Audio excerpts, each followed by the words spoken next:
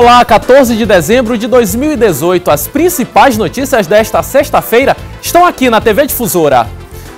Prorrogado o prazo para pré-matrícula na rede estadual de ensino. Placas ajudam moradores que moram nas divisas dos municípios que compõem a ilha. OAB realiza seminário pelos 70 anos da Declaração Universal dos Direitos Humanos. No estúdio, vamos falar com os autores do livro Chorografia do Maranhão, que vai ser lançado amanhã com sarau musical. O Bom Dia Maranhão está começando agora.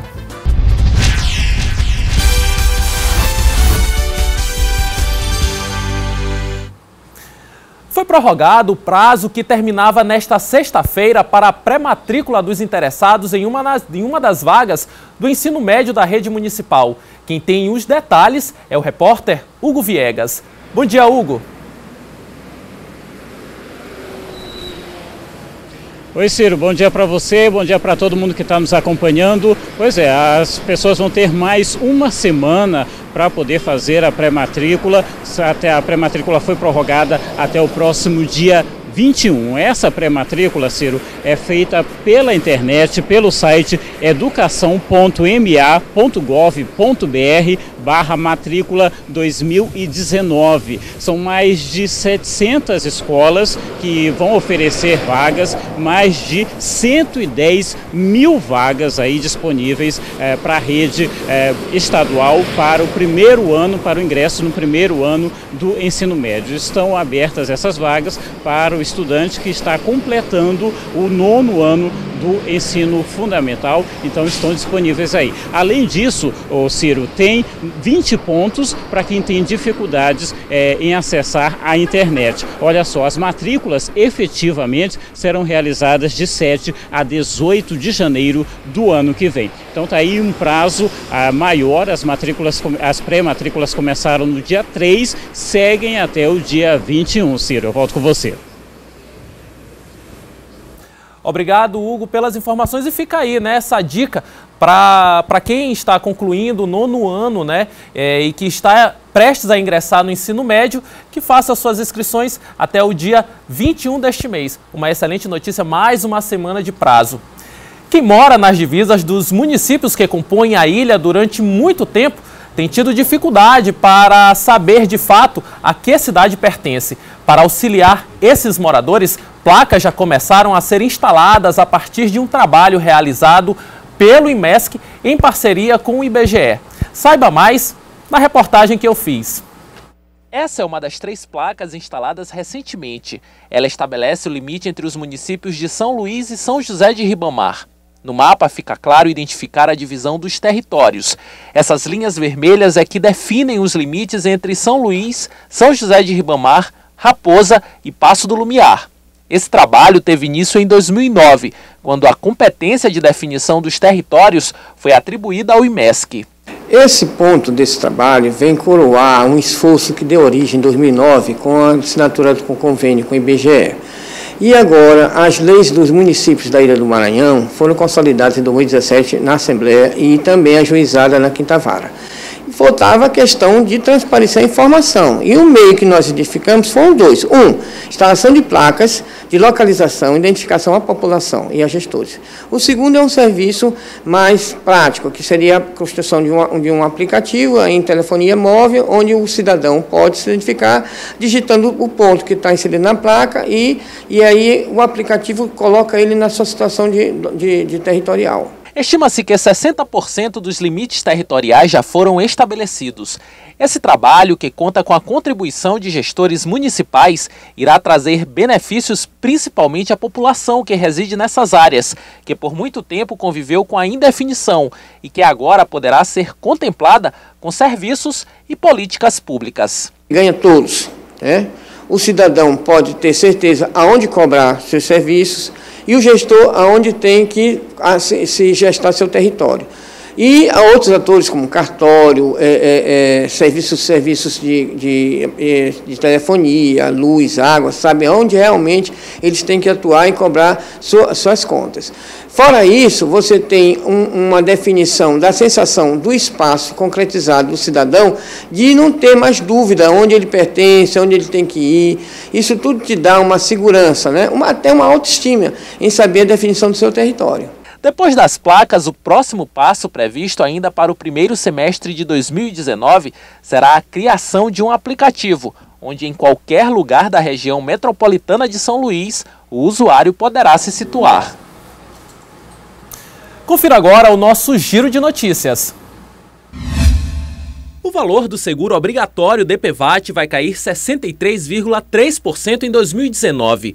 O Conselho Nacional de Seguros Privados aprovou ontem a redução média do valor do seguro obrigatório de danos pessoais causados por veículos de 2019.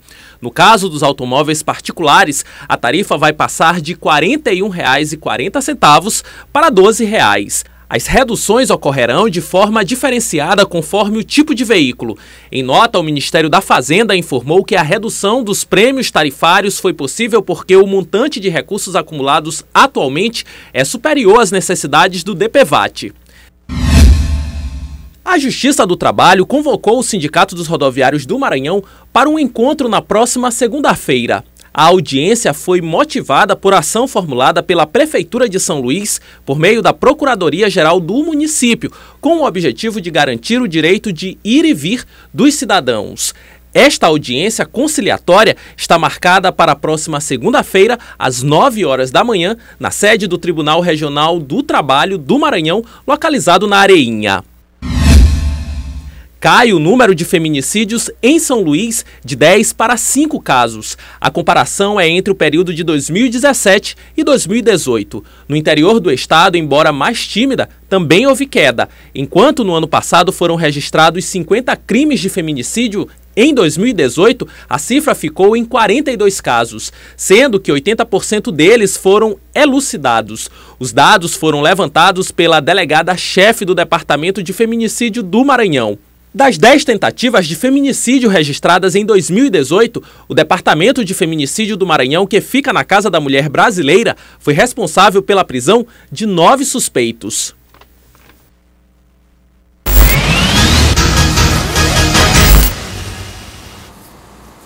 E nós estamos recebendo aqui Silvan Alves, sempre elegante, né? Para falar sobre segurança. Isso. Bom dia, Silvan. Bom dia, Silvan. Silvan, na verdade, a gente começa falando sobre essa operação que foi deflagrada pela Polícia Federal, tanto aqui no Maranhão como no Pará, e que desarticulou aí uma organização criminosa, inclusive com o envolvimento de funcionários dos Correios, não é isso? Exatamente. Foram cumpridos mandados de prisão, mandados de busca e apreensão, uma certa importância. Aqui no Maranhão, uma certa importância de dinheiro foi recuperada. Na verdade, a Polícia Federal já vinha trabalhando, porque se você for acompanhar, cada dia aumentava o número de assaltos à agência dos Correios, desde que os Correios passou a atuar como Banco Postal, e no interior do Maranhão não era diferente, não é? Foram inúmeros assaltos praticados, inúmeros assaltos noticiados, e aí o que começou a chamar a atenção, tanto da direção dos Correios, da Direção Nacional dos Correios, quanto também da Polícia Federal, é que na maioria das vezes se comunicava que tinha sido levado tudo, não é? Tinha sido levado muito dinheiro, o dinheiro todo da agência tinha sido levado pelos ladrões, pelos bandidos. E se começou a fazer um monitoramento, né, em determinadas situações de funcionários que começaram a adquirir bens, não é, a esbanjar, ter um patrimônio, não compatível com aquilo que ele ganhava nas instituições onde ele trabalhava, nos Correios, e aí a polícia fez essa operação e acabou conseguindo pegar alguns desses funcionários, tem gerente de agências dos Correios, que agora já estão respondendo administrativamente, não é? Que pode significar na exoneração do cargo, perder o emprego, e vão responder na justiça, na parte criminal, pelo fato de terem se apossado. Na verdade, eles se apropriavam, não é? do dinheiro, depois que ocorria um assalto, que ficava lá, eles diziam que tinha sido tudo levado, e na verdade eles se apropriavam desse numerário, se apropriavam dessa importância em dinheiro. Vale lembrar, né, Silvan, que qualquer irregularidade que a pessoa comete, em qualquer momento, essa irregularidade vai ser descoberta. Lógico, um dia vai ser descoberto, né? Às vezes, e tem uma máxima que diz e tal, inclusive alguns juristas, que o crime não é perfeito, ou não existe crime perfeito e coisa e tal, né? E aí, um dia, às vezes o cara deixa uma falha, alguma coisa que acaba, né, complicando ele, faz com que a polícia desvende e consiga chegar, como nesse caso aí, né, que foram inúmeros assaltos. Imagina, se o universo no interior do Pará também estava se tornando muito comum, e também aqui no interior do Maranhão. Agora, Silvan, nós temos também novidades com relação ao caso daquela idosa de 106 anos, a Antônia Conceição da Silva, que foi assassinada no último mês de novembro lá em Feira Nova do Maranhão, não é isso? Exatamente.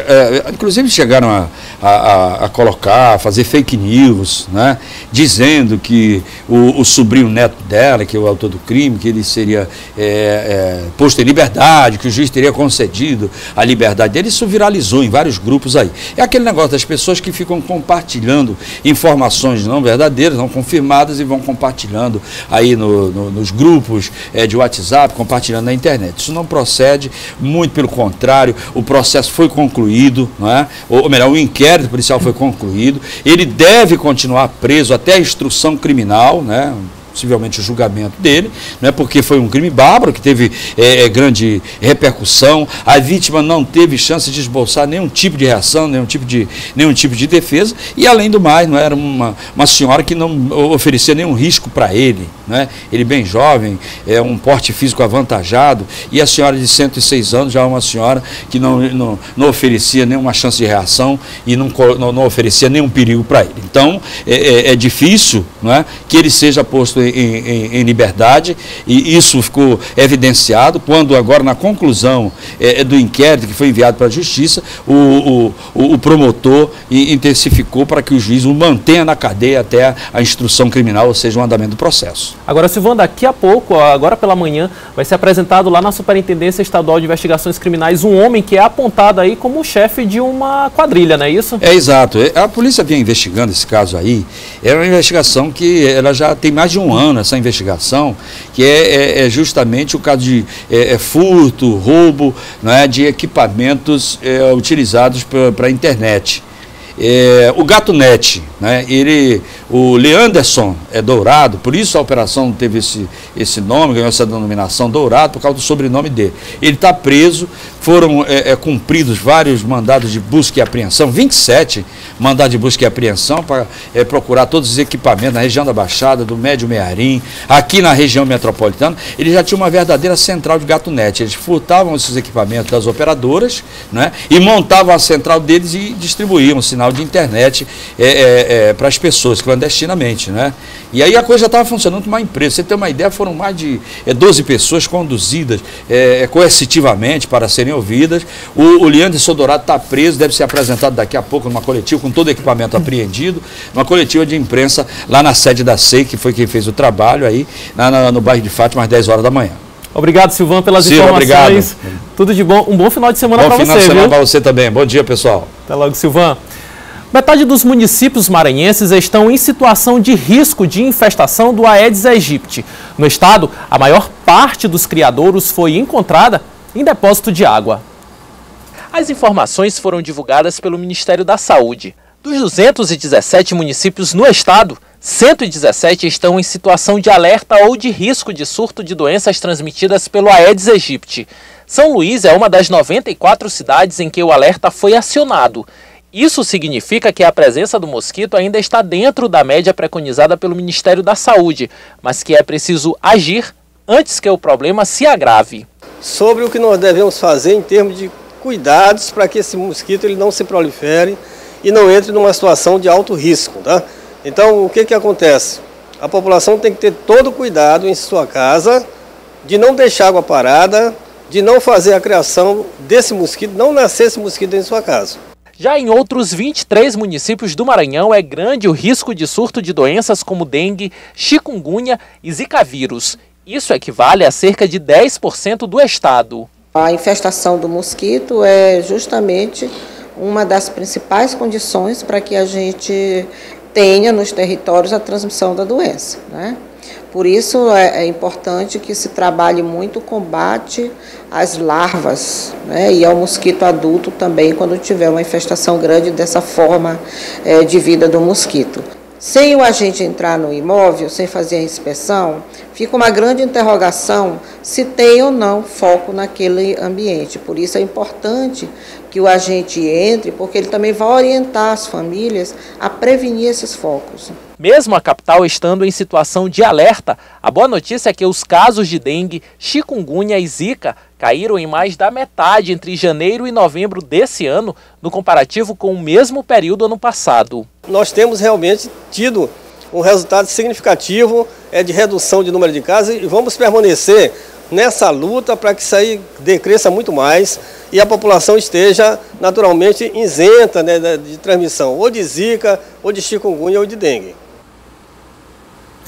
No próximo bloco você vai ver que vai ser lançada a Chorografia do Maranhão com instrumentistas que se destacam nesse gênero genuinamente brasileiro. E mais, John Coutrin traz os destaques da política maranhense e brasileira. Daqui a pouquinho no Bom Dia Maranhão. Imagens ao vivo da Avenida Getúlio Vargas, aqui na capital maranhense.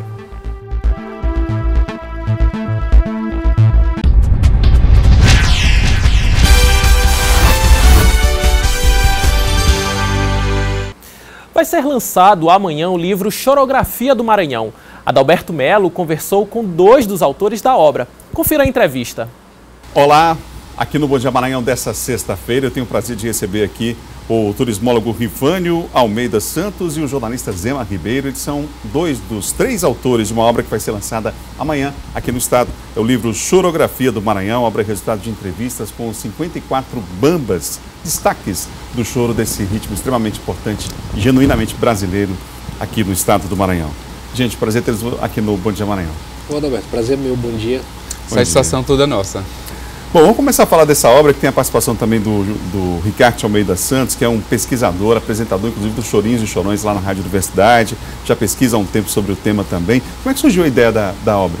Primeiro eu queria destacar essa ausência do Ricardo, né? Porque a chorografia ela foi feita enquanto essa série para o jornal Imparcial, no meio dos nossos afazeres, né? Então ele não está aqui hoje porque está dando aula no interior. Então foi bem essa dinâmica, né, de achar um tempo para ir nos bares, na casa dos Chorões, entrevistá-los no ambiente, né, que eles vivem. Ela surge de uma preocupação que a gente tem com, além da paixão que a gente nutre pelo choro, uma preocupação com o registro das memórias desses músicos, né, que inclusive tem, eu me lembro de 2 mestres que são bastante citados nas entrevistas, o Zé Emetério e o Capitão Nuna Gomes. E eles se foram sem deixar esse depoimento que a gente compilou aí desses 54 que compõem a obra. Ô Ivone, você fez o registro, né, fotográfico dessa obra que chega agora. Como é que foi esse ambiente? Assim, você ficou à vontade nesse ambiente? As pessoas, os entrevistados, quer dizer, qual era o clima que rolava para essas entrevistas pro livro? Bom, é um ambiente bem tranquilo, né? São pessoas ligadas à música, ligadas à arte, ligadas a estar num ambiente descontraído sempre, só que no caso trabalhando, e em alguns casos também se divertindo. E nesse caso, o trabalho foi feito em cima de uma roda de conversa, né? Então assim, enquanto eles estavam focados em responder às perguntas de Zema e de Ricardo, eu tratava de registrar o momento, o espaço, a conversa. Então assim, a preocupação não era em fazer registros posados, eram bater o bate-papo e passar para o leitor, no caso do jornal, que na ocasião seria veiculado, qual era o ambiente da conversa em si, que normalmente é um ambiente de convívio normal para todos eles. Ivone, você é responsável pelo registro fotográfico, né, dessa obra. Aliás, quando é que a fotografia surgiu na tua vida? Bom, surge como uma paixão de infância, né? Que só consegui começar a pôr em prática a partir de que comecei a trabalhar. E depois, a partir desse desenvolvimento da paixão e do hobby, fui chamado para partir para esse trabalho junto com os rapazes, com o Zema e com o Ricardo, para poder registrar esses momentos dos entrevistados e dar a cara, a voz que estaria sendo dada nas matérias dos jornais. Esses rapazes aí, um dos rapazes é teu irmão, né? Ricardo Almeida Santos. Por coincidência, meu irmão mais velho. E como é que vocês... Qual o registro, qual a lembrança que vocês têm de contato com a música, com o choro, Zema? Eu começo a fuçar os discos de meus avós, ainda criança, quando eu morei com eles, até os 7 anos em Rosário. E aí, partindo mais especificamente para o choro, às vezes a gente não tem a informação de que aquilo é choro, né? Eu não sabia, por exemplo, quando eu ouvia criança uma música como meu caro amigo de Chico Buarque, aquilo é um choro. Isso eu vim descobrir depois, né? E aí começa a paixão, depois quando eu vou morar com meus pais, com minha mãe, e foi com ela que eu aprendi, por exemplo, a ouvir os Chorinhos e Chorões, que Ricardo apresenta há tanto tempo. E aí o choro acaba se consolidando como um dos meus gêneros musicais prediletos, né? Eu ouço muita coisa, ouço de tudo, sem preconceito, mas o choro está entre as predileções, né? Uma paixão mesmo, muito forte. Ivane, a música? Bom, a música, tanto para mim quanto para Ricardo, que somos irmãos, ele puxava o fio da meada dos irmãos e eu praticamente fechava, em momentos diferentes, mas para nós dois acontecia da mesma forma. A paixão do meu pai pela música, pelo choro, né? Então, assim, durante toda a nossa vida, nós dormimos e acordamos ouvindo música, ouvindo chorinho. Enquanto papai trabalhava, que ele era dono de farmácia e também fazia trabalhos artesanais, a música estava tocando. Então, a música era a trilha sonora do nosso dia a dia. Ô Zema, nós temos aqui no Maranhão um dos mais longevos grupos de choro do país, né? O Tiratema. E eu queria que você falasse um pouco, a partir desse gancho, quem que está nesse livro?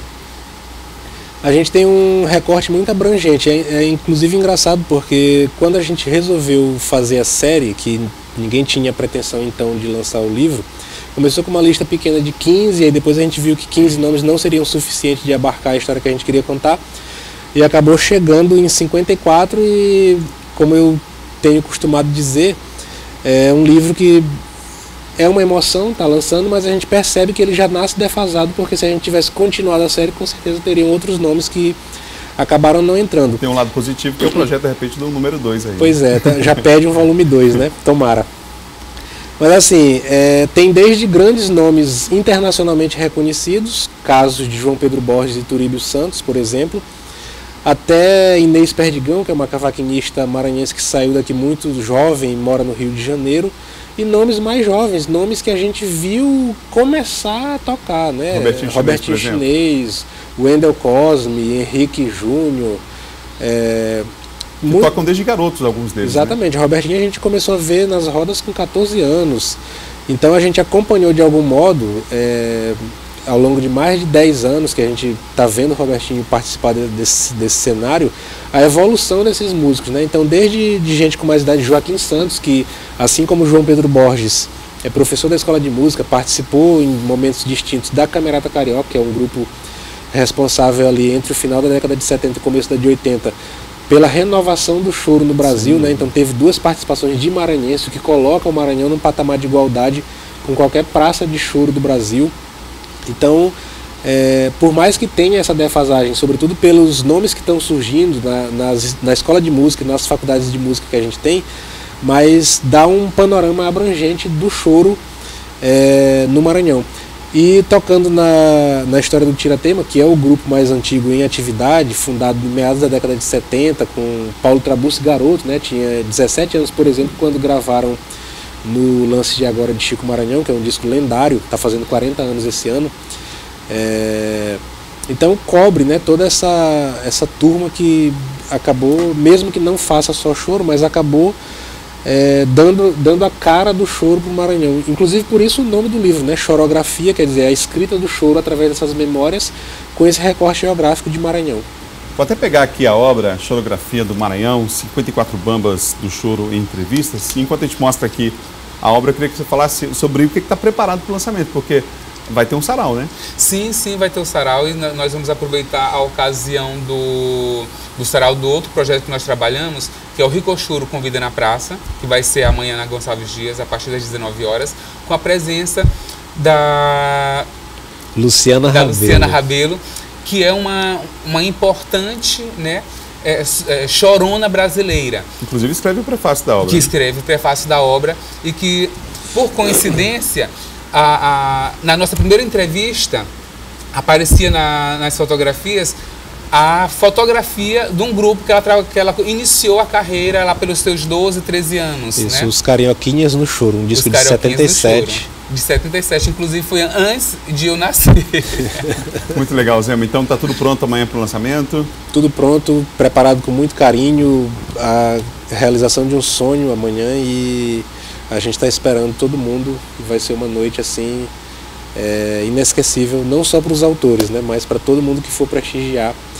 A Luciana Rabelo, acompanhada do Regional Tirateima, com DJ Franklin e a participação especial da Alexandra Nicolas. Gente, obrigado pela entrevista, o papo foi muito bom, dá vontade de passar o dia conversando com vocês sobre essa obra também que é significativa, Chorografia do Maranhão. Obrigado. Eu queria agradecer também a oportunidade e dizer que as pessoas que adquiriram Chorografia do Maranhão vão ver, além, né, da história de todos os instrumentistas, vão poder conhecer um pouco mais da vida também nas cidades maranhenses, como era a vida de todo mundo, uma parte mais social também da população maranhense. Tá bem interessante a composição do livro. A gente continua o papo amanhã na praça. Tá bom, fechado. Estaremos lá. Beleza. Agora vamos à região Tocantina com Luiz Carlos Lima, direto de Imperatriz. Bom dia, Luiz. Olá, Ciro. Muito bom dia para você também. Bom dia a todos que nos assistem.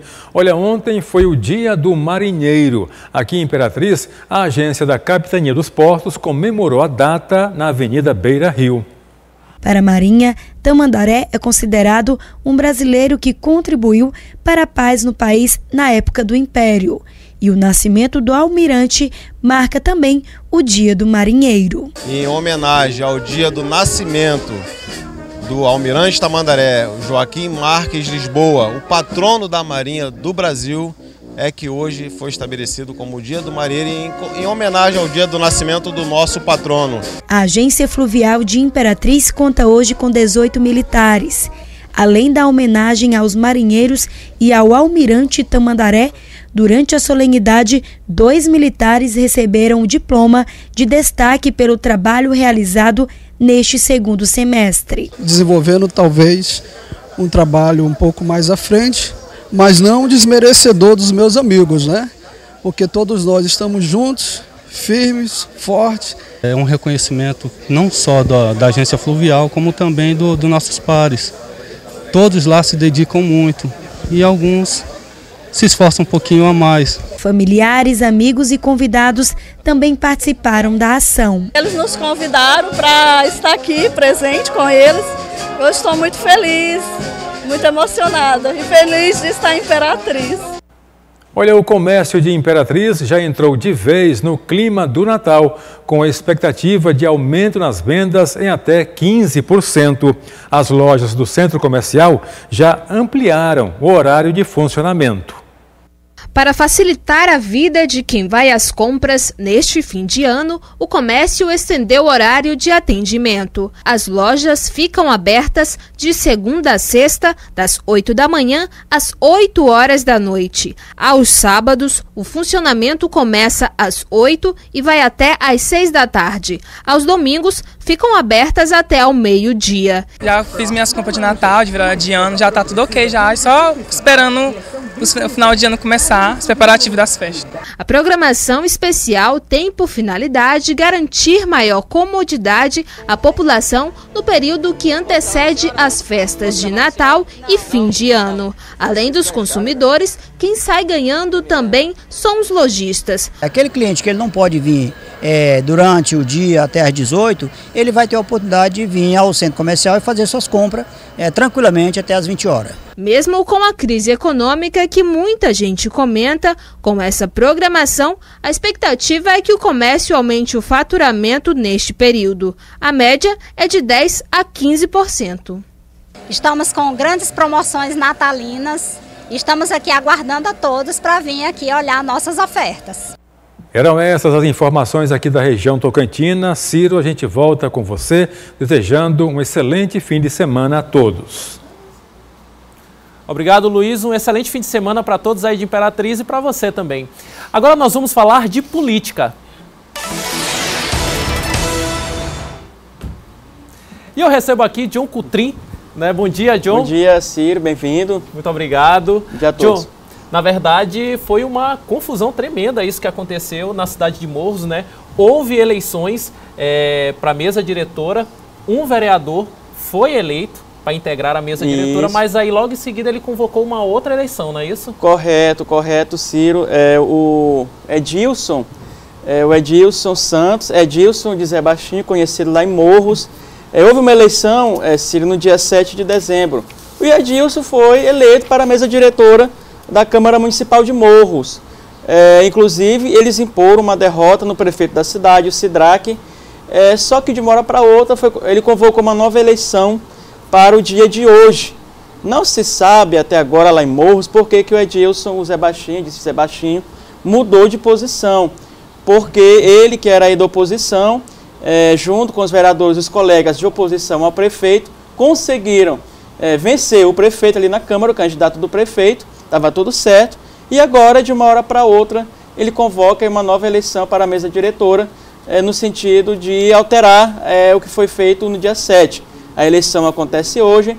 Muitas especulações lá em Morros, na Câmara Municipal, referentes a essa posição. Não se sabe se o prefeito conversou com esse vereador, que fez ele mudar de oposição.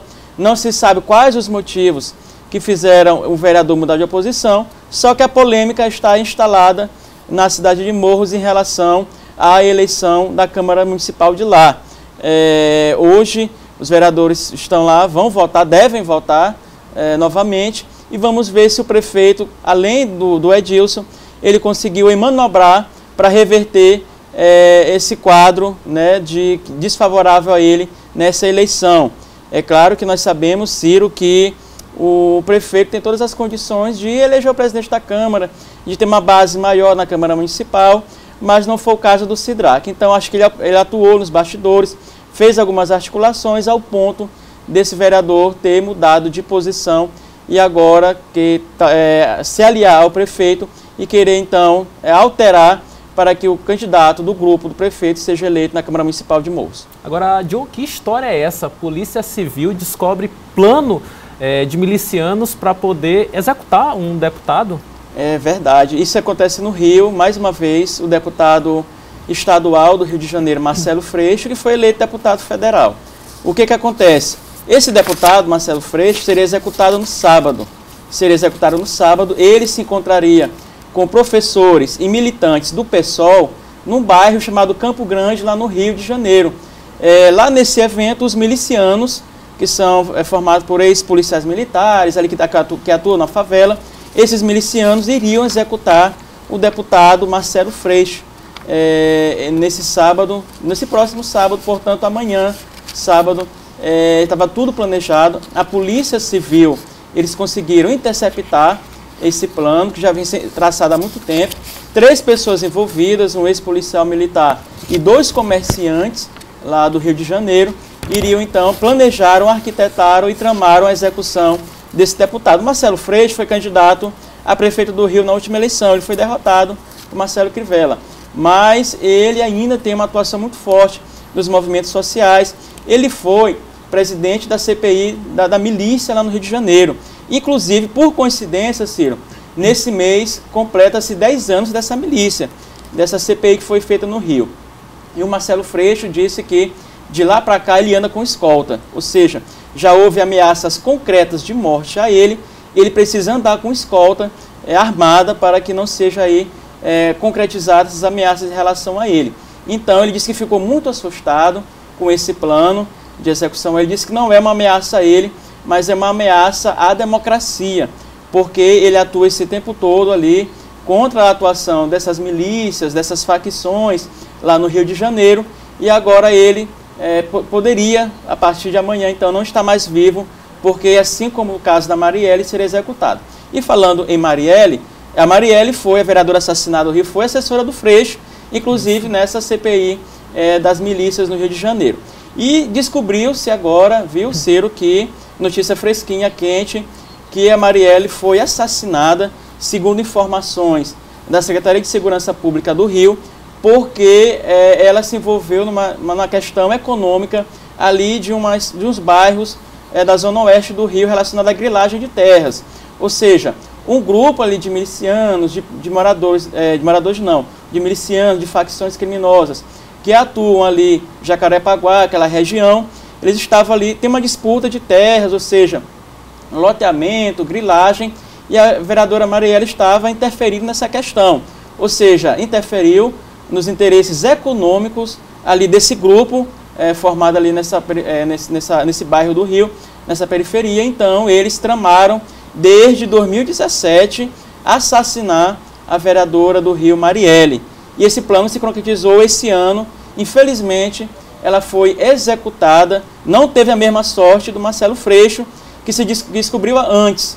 Então, a Marielle foi executada, a vereadora do Rio, por conta dessa questão de terras, grilagem de terras, interesses ali, que ela estava ferindo desse grupo ali no Rio de Janeiro. Ou seja, ali no Rio é algo realmente muito grave e serve também para que as autoridades, o novo presidente eleito, o Jair Bolsonaro, ele tome medidas mais enérgicas em relação ao crime organizado, às facções criminosas no país, porque é inadmissível que políticos, inclusive políticos, que são eleitos para defender a população, estão sendo vítimas, estão sendo executados por conta desse crime organizado instalado no país. Sem dúvida alguma, o clima lá no estado do Rio de Janeiro, de modo geral, é tenso, é perigoso e, felizmente, que esse plano foi descoberto a tempo, né? Descoberto a tempo. Parabenizamos, inclusive, a equipe de segurança do Rio, e o Marcelo Freixo agora deve redobrar os cuidados e, claro, é importante, viu, Ciro, que os deputados continuem com a sua atuação, eles não se intimidem. Apesar dele não ter mais aquela vida que ele tinha, né? Depois disso, da CPI das milícias, ainda mais agora, com essa atenção redobrada, mas é necessário que ele agora, como deputado federal, Marcelo Freixo, continue legado, inclusive, da Marielle, que foi assessora dele, e leve, então, essa atuação dele para a Câmara Federal. Ele foi eleito com mais de 300 mil votos no Rio de Janeiro, legitimado, então, por conta dessa defesa aí, em relação aos interesses dos moradores do Rio contra a violência e contra aí, o crime organizado. Obrigado, John, pela sua participação. Bom final de semana para você, viu? Bom final de semana a todos. Tá ok. No próximo bloco, seminário pelos 70 anos da Declaração Universal dos Direitos Humanos acontece hoje aqui na capital maranhense. E daqui a pouco você também vai conferir os destaques do esporte com Laércio Júnior. A gente volta daqui a pouco.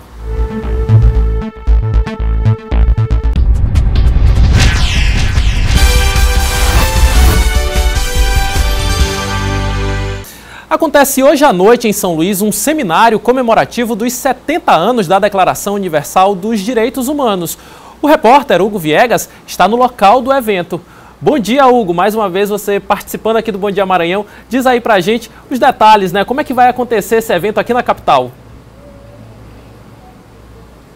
Exatamente, Ciro. O evento vai ser aqui na sede da OAB, em São Luís, no bairro do Calhau, e vai começar a partir das 7 horas da noite. É exatamente em comemoração, aí, lembrando os 70 anos da Declaração Universal de Direitos Humanos. São vários os temas, vários assuntos ligados aí que vão ser debatidos, como eu disse, a partir das 7 horas.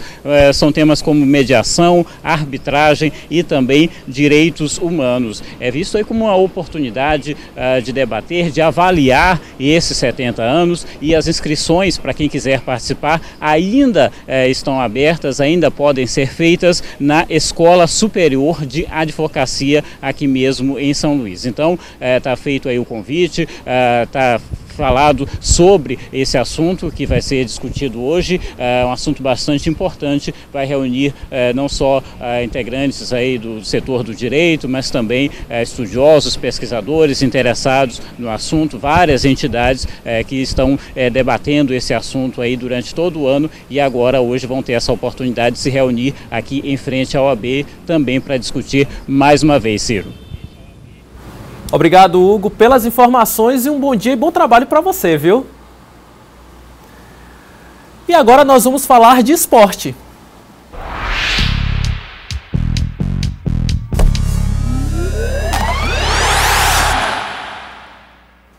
Laércio Júnior chegando aqui. Tudo bom, Laércio? Bom dia para você. Bom dia, Ciro. Prazer estar contigo aqui hoje. Prazer também, viu, Laércio? Laércio, novidades aí em relação ao Moto e Imperatriz. Quer dizer, já foram definidos os adversários desses dois times para a Copa do Brasil, né? A Copa do Brasil que ela é muito importante, principalmente na questão financeira, tanto da verba que é repassada pela CBF para as equipes que participam da competição, quanto também em relação aos adversários. E a expectativa era grande, principalmente pelo Moto, porque o Moto estava inserido em um pote que teria adversários do pote A. O pote do Moto era o E.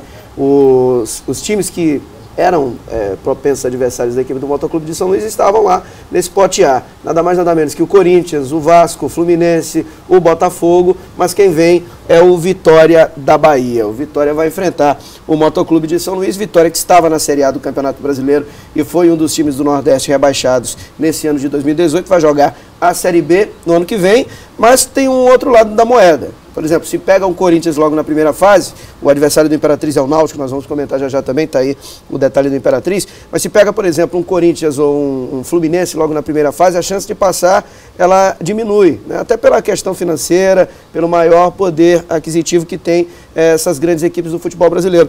Já o Vitória não, o Vitória vem numa decadência, vem de um campeonato brasileiro muito ruim, onde acabou sendo rebaixado para a Série B, e o Moto pode, montando uma boa equipe, fazer jus à sua tradição jogando em casa e passar pelo Vitória. É bom lembrar, Ciro, que nessa fase da Copa do Brasil é jogo único e a vantagem do empate é para o Vitória da Bahia, que vem jogar na casa do Moto. O Moto tem a vantagem só do campo de jogo, que atuar no Estádio Castelão vai ter que vencer. O mesmo acontece com o Imperatriz. E aí nós temos um confronto de duas equipes da Série C do Campeonato Brasileiro.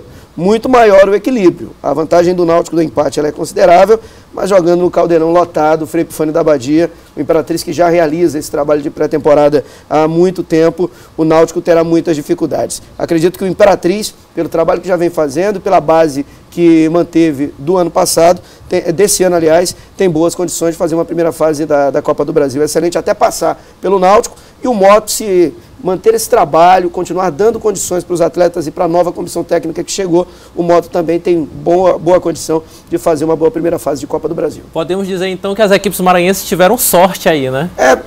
Para avançar, sim. Antigamente o dirigente lamentaria demais. O Moto perdeu a oportunidade que seria uma mina de ouro.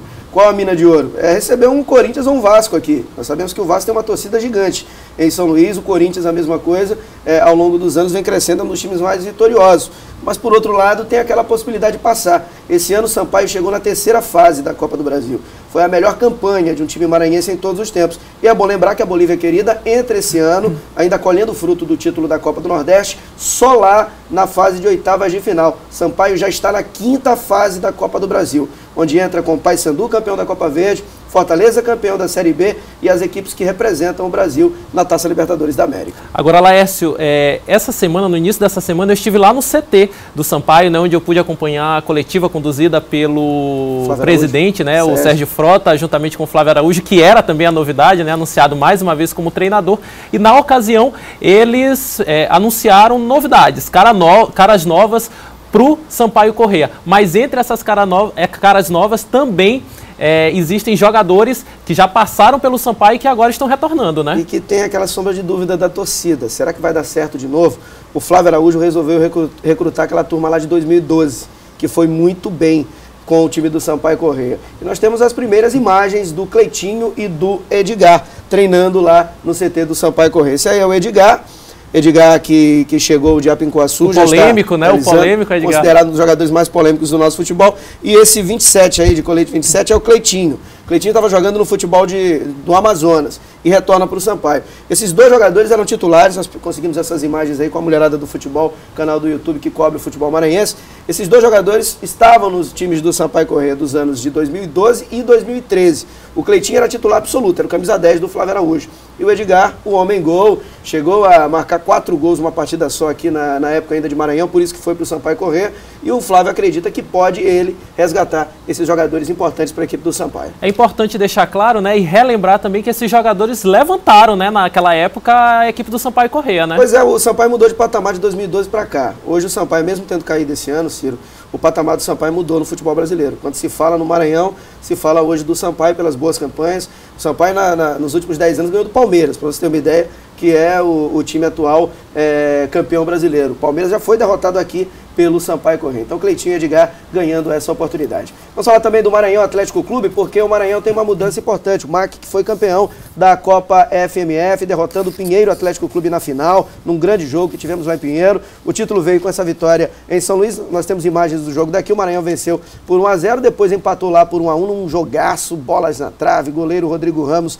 sendo mais uma vez destaque da partida aos 38 anos, mostrando que ainda tem lenha para queimar. E o presidente Antônio Macedo, que era o presidente do Maranhão, aliás, é o presidente do Maranhão até o fim desse ano de 2018, já avisou que é o último título dele como presidente. Vai voltar para a arquibancada. E a grande possibilidade do diretor-geral da Rádio Timbira, secretário adjunto de comunicação do Estado, hoje diretor de futebol do Maranhão, Robson Paz, jornalista, assumir a presidência do time do Maranhão. Essa definição deve sair nos próximos dias. Ciro Mineiro. Obrigado, Laércio, pelas informações e pela sua participação aqui no Bom Dia. Lembrando que você volta na segunda-feira, né? Isso, volta na segunda e daqui a pouco na hora D. Foi um prazer estar contigo, Ciro. Prazer também, Laércio. Grande abraço, bom fim de semana. Confira agora a previsão do tempo na capital e no interior do estado. Vamos aqui ao telão, né, onde nós vamos observar aqui em São Luís, por exemplo, nós teremos hoje um dia nublado, a máxima deve chegar aos 31 graus e a mínima aos 25 graus. Em Imperatriz, as temperaturas, os termômetros oscilam entre 25 e 33 graus. E em Caxias também tempo nublado, tempo parcialmente nublado, com mínima de 26 e máxima de 35 graus.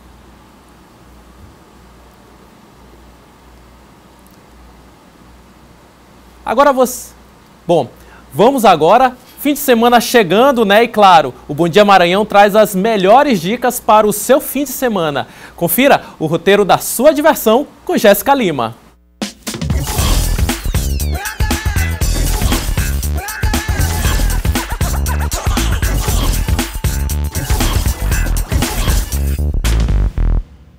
Hoje é sexta e está começando o Guia Cultural com muitas dicas de coisas boas para se fazer na Ilha do Amor.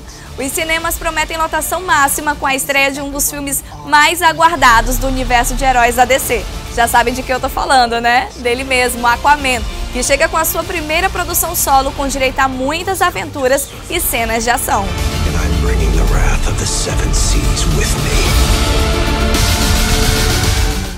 Agora, para quem não tá no clima de filmes de ação, uma boa dica é o drama biográfico Colette.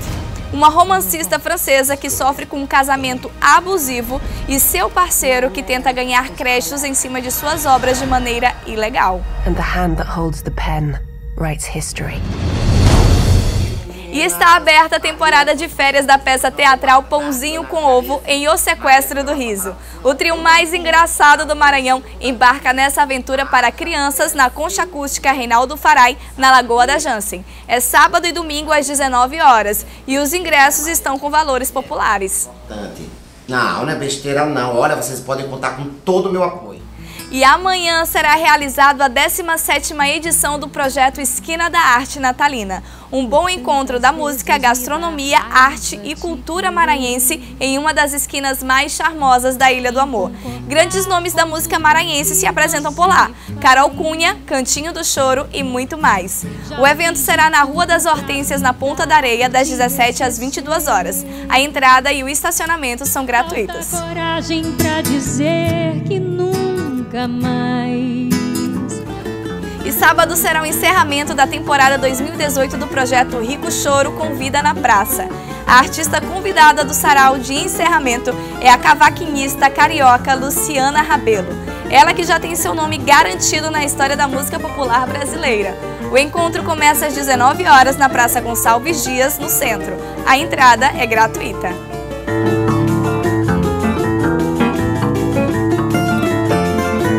E hoje tem a última edição do ano do Forró Conceito na Casa das Dunas. Dessa vez o show será por conta da banda Brasas do Forró e também da voz marcante de uma geração, Kátia Silene.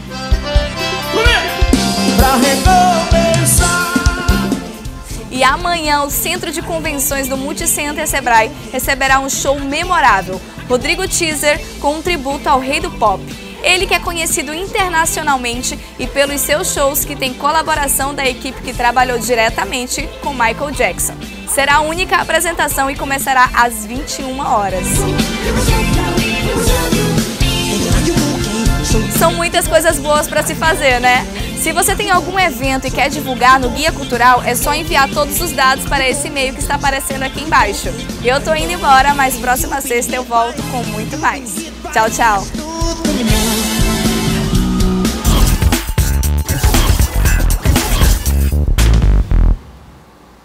O protagonismo da mulher negra e das relações maternas na formação da sociedade brasileira, com imagens de arquivos históricos, vídeos e fotografias e um vasto material de pesquisa, é o que propõe a exposição Mãe Preta, que está em cartaz aqui na capital maranhense.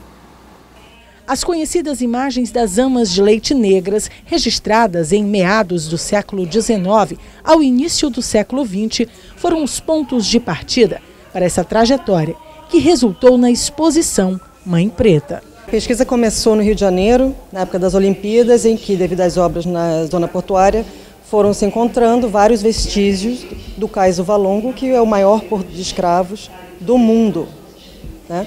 Decidiu-se preservar essa memória e monumentalizar essa memória e trabalhar essa memória de diversas formas, inclusive artística. O trabalho busca traçar elos entre as condições da maternidade e da escravidão por meio de releituras de imagens e arquivos da época. Em destaque está o Mural das Heroínas, com 20 retratos de líderes negras. No mural podemos ver personalidades como Lélia Gonzalez e Beatriz do Nascimento, além de figuras políticas como Laudelina de Campos e Marielle Franco, que simbolizam as conquistas sociais, a luta, a resistência, a voz e o lugar histórico da mulher negra no Brasil. As intelectuais negras, né, as autoras negras, as artistas negras fazendo trabalhos e sendo protagonistas desses trabalhos e autoras desses trabalhos. Então, a exposição tem, claro, essa revisitação do passado que carrega muita dor, mas ela tem esse lado do presente, né, essas lideranças femininas. A exposição também conta com a exibição de um vídeo que reúne depoimentos de mães negras sobre maternidade, racismo e lutas cotidianas.